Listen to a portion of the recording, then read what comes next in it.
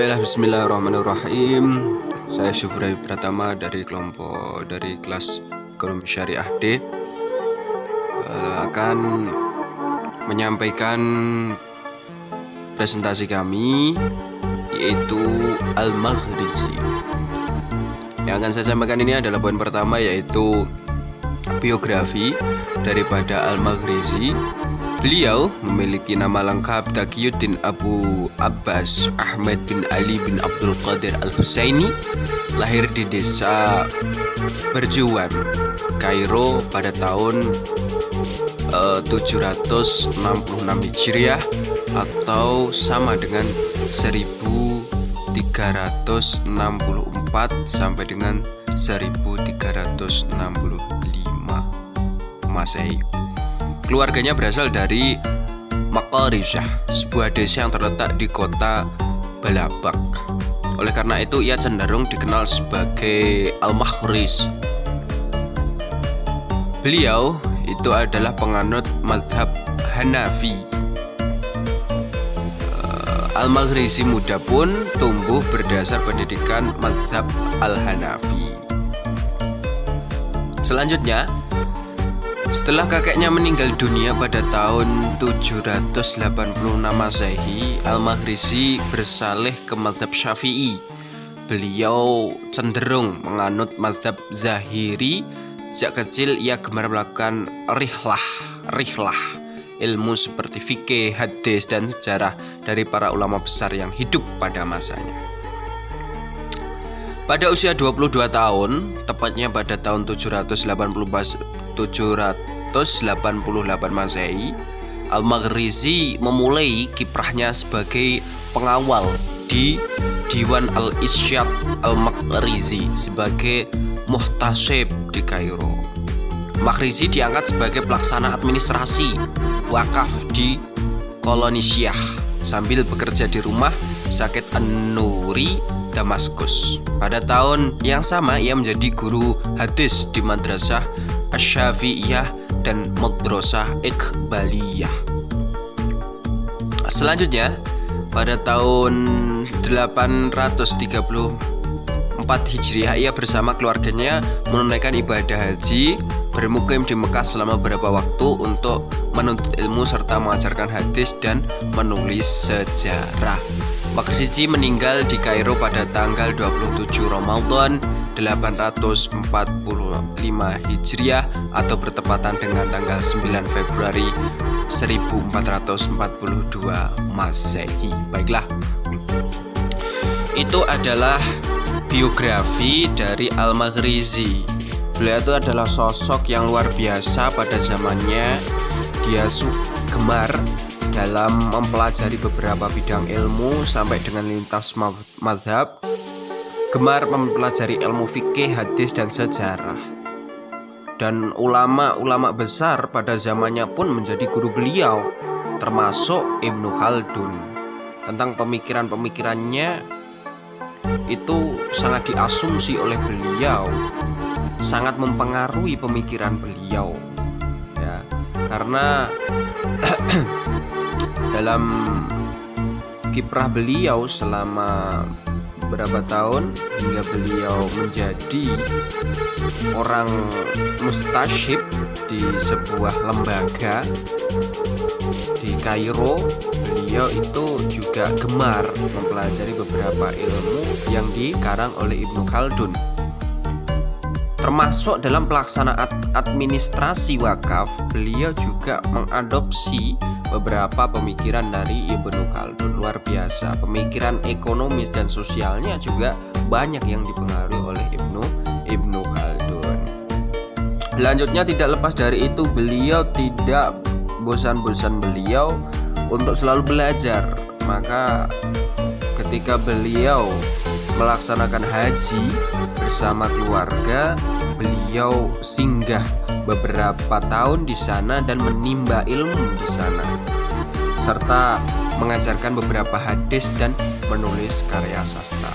Demikianlah itu segelintir cuplik dari Al-Mukarram Abu Abbas Ahmad bin Ali bin Abdul Qadir Al-Husaini, atau yang lebih terkenal dengan Al-Makhrizi.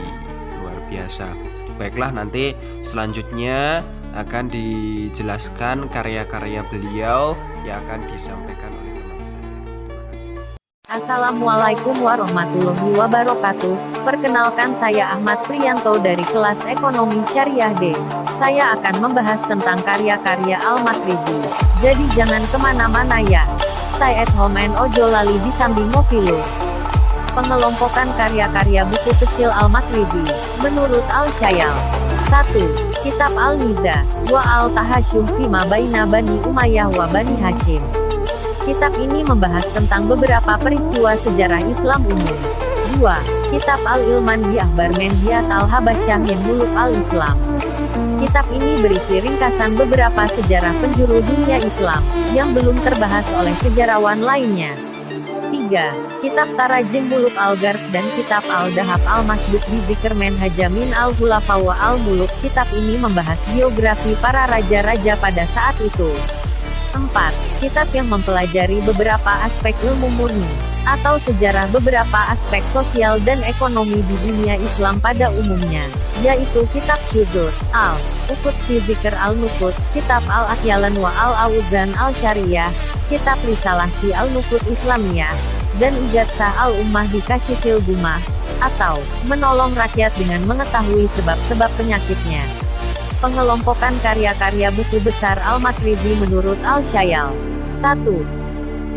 Al-Habaran Al-Bashir. Kitab ini membahas sejarah dunia. 2. Al-Durar Al-Mudiyah fi Tarikh Al-Daulah Al-Islamiyah. Kitab ini membahas sejarah Islam umum. 3. Al-Mawais wa Al-Itibar bi Dzikr Al-Hitat wa Al-Atsar. Kitab Ityas Al-Hunafa bi Dzikr Al-Aimah Al-Fatimiyin Al-Hulafa, dan Kitab Al-Suluk li Ma'rifah Duwal Al-Muluk. Kitab ini membahas sejarah Mesir pada masa Islam.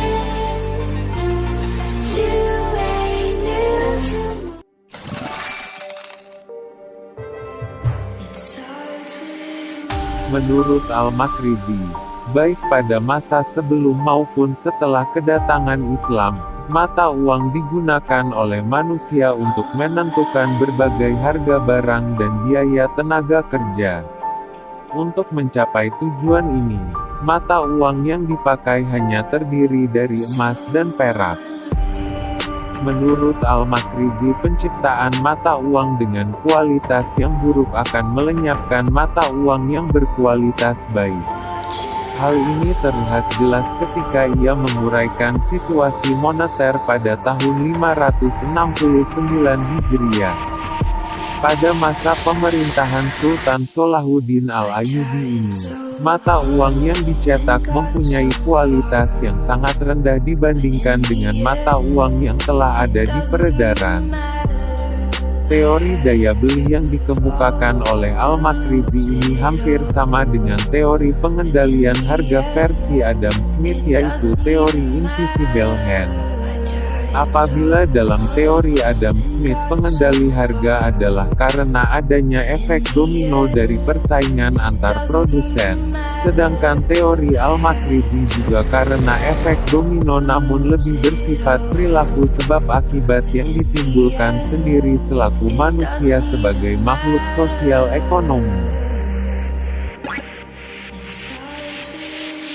Menurut Al-Makhrizi, inflasi disebabkan dua hal, yaitu terjadi secara alamiah dan karena perilaku manusia. Pertama, inflasi terjadi secara alami. Menurut Al-Makhrizi, ketika suatu bencana alam terjadi, berbagai bahan makanan dan hasil bumi lainnya mengalami gagal panen, sehingga persediaan barang-barang tersebut mengalami penurunan yang sangat drastis dan terjadi kelangkaan. Yang kedua, inflasi karena kesalahan manusia. Al-Makhrizi telah mengidentifikasi 3 hal penyebab terjadinya inflasi karena faktor manusia ini, yaitu korupsi dan administrasi yang buruk, pajak yang berlebihan dan peningkatan sirkulasi manusia.